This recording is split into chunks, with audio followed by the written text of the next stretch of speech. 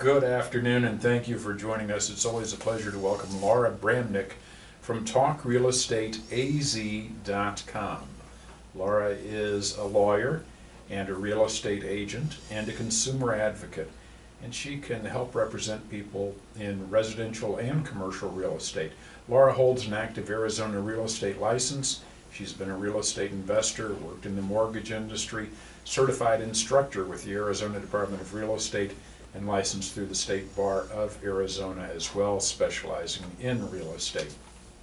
For more information, 480-624-2705. The website is talkrealestateaz.com, talkrealestateaz.com, or you can call 480-624-2705, and Laura does answer her own phone. You do?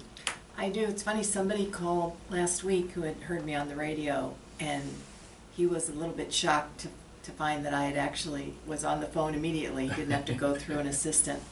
Hi Laura, good to see you again. It's good to be here. We talk frequently about real estate transactions, and a large part of your practice deals with residential real estate. You also do commercial. And we seem to think of it as a one-item situation. Correct. When in fact, for many people, their real estate holdings may be a personal residence, it may be rental property, it may be a commercial property, it may be of land, it may be a whole bunch of real estate. Yes. And all of a sudden it starts to get very complex. There's a lot of moving pieces. And if you are buying or selling a commercial property and a residential property or land, there's different rules and regulations and different procedures for each type of property.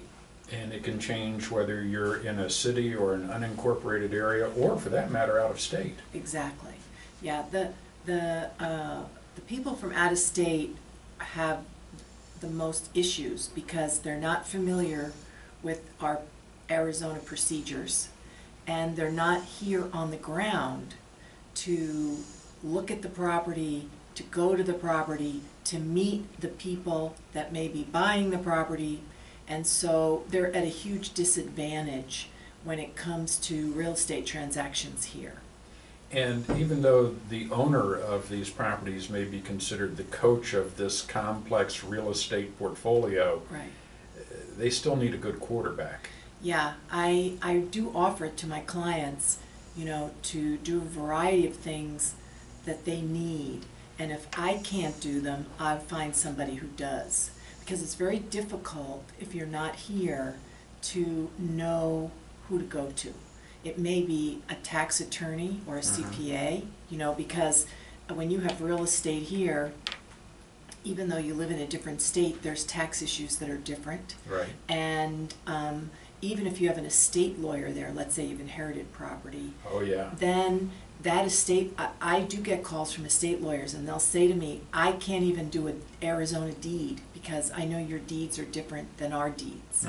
And there are tenants in the property, and I need somebody to negotiate with the tenants. So you have issues that come up when people are out of state and have multiple properties, and also in-state and multiple different type of properties, that I think a quarterback can really help and in the end save you money, because somebody like me who does different types of real estate and who also has their real estate license can deal with all the issues that come up, and if not, interview and hire people that I need on my team. So I do have certain people under my umbrella now that I use on a regular basis and know and trust. right. But if it's somebody that I don't, then I can find that person, and at least my client knows that I'm ultimately responsible. The buck stops with me. And even in a situation like this, we've talked about this many times, you can provide legal advice while also working as a real estate agent.